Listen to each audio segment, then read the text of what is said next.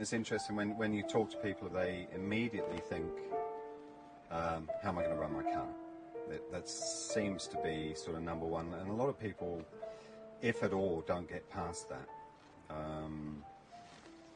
It goes a lot deeper than that when you start looking at how many oil products we use, and you might notice in the Cuba video that's going to be shown, the biggest problem they had when oil got cut off, when Russia basically fell and their supplier fell and they went through peak oil, was nothing to do with cars. It's like, what am I going to eat?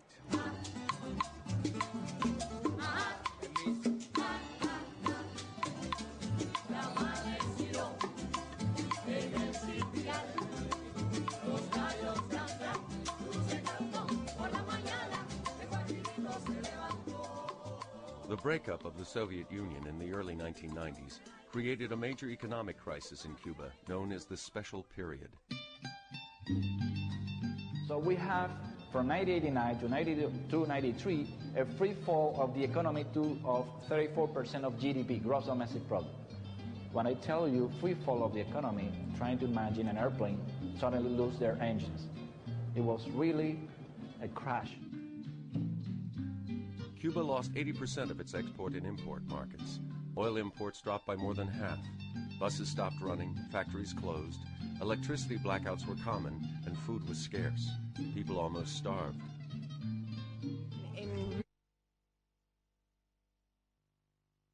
Start cultivating vegetables wherever they could. Over the next decade, Cuba took drastic steps to find solutions. It is the first country to face the crisis that we will all face, the peak oil crisis. There will always be oil in the ground. That's good news. Always be oil in the ground, forever. Why? Because an oil field is deemed dry when it takes more oil to get a barrel of oil out of the ground than you get from burning it. 2 years ago, we'll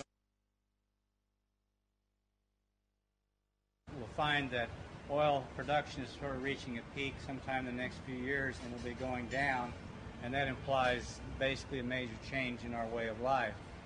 And what we've discovered is that Cuba, because their own artificial peak oil was imposed on them when the Soviet Union collapsed, is actually a model for what's going to take place in the rest of the world. So we wanted to see if we can capture what is it in the Cuban people and the Cuban culture will allow to go through this very difficult time without competing over scarce resources.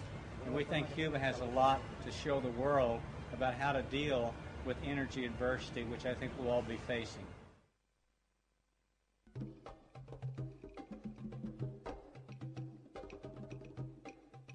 In 1949, oil geologist Dr. M. King Hubbert developed the theory of oil depletion, making the prediction that the fossil fuel era would be very short.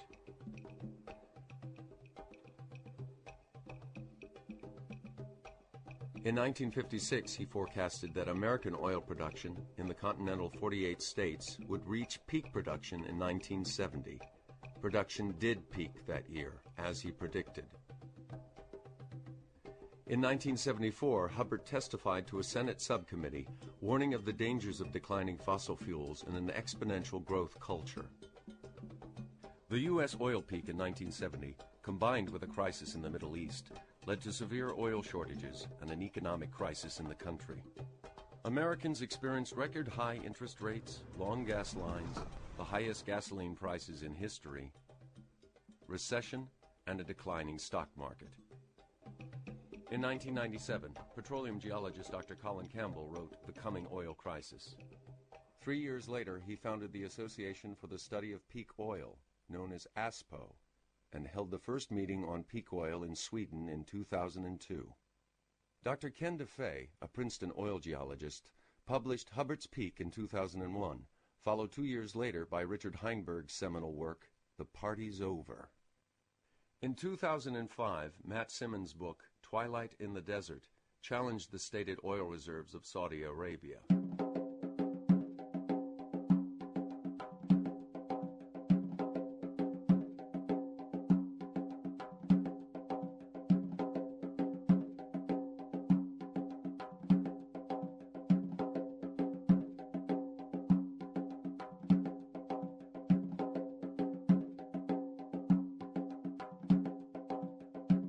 If it turns out that Saudi Arabia has peaked, then categorically the world has peaked.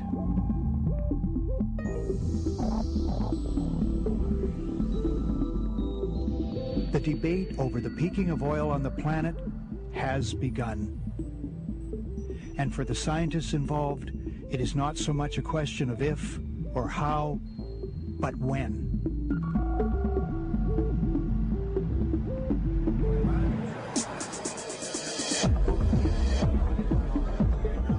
It's a pleasure for me to open this ASPO seminar. We need to recognize that the issue of the peak oil production is an open-ended debate. My feeling is that we are going to run into serious trouble by 2010, more or less. The peak has happened, and now instead of being prophets, we're now historians. When it comes to estimates by the well-informed folks, it almost feels like you're throwing darts. There are so many, and yet they're grouping fairly. They're starting to group tighter. Most of them end up projecting a peak by or before 2020. I detect it on many sides now that there is a growing awareness. We've moved beyond asking if there is a peak to ask how big it is, how soon it is, and more than that, what we might do about it. It's no longer sort of the words of some crank in the wilderness. It's becoming, and it has to become, very topical. It's going to come to suburbia probably much sooner rather than later. I happen to agree with many of the people we heard here that peak oil is here now. Now that we know there's no unused surplus oil in the Middle East, sorry, that's it. And so we probably have passed the Hubbard peak. I think it's between 2005 and 2007. That's what my model shows. I'm sorry to say, really, that the suburban family in America is really going down the wrong path. So what is the impact on the ordinary citizen around? Well, for a few years he can buy another large car. He can smile that there's not a cloud on the horizon. And then the crisis, when it hits, is that much worse. The end of cheap oil and gas is coming. But we have all come to take for granted their benefits. Our affluence in North America, our new cars, our suburban lifestyles, all this is dependent on an abundance of cheap oil and gas. What will be the consequences as fossil fuels become more scarce and more expensive?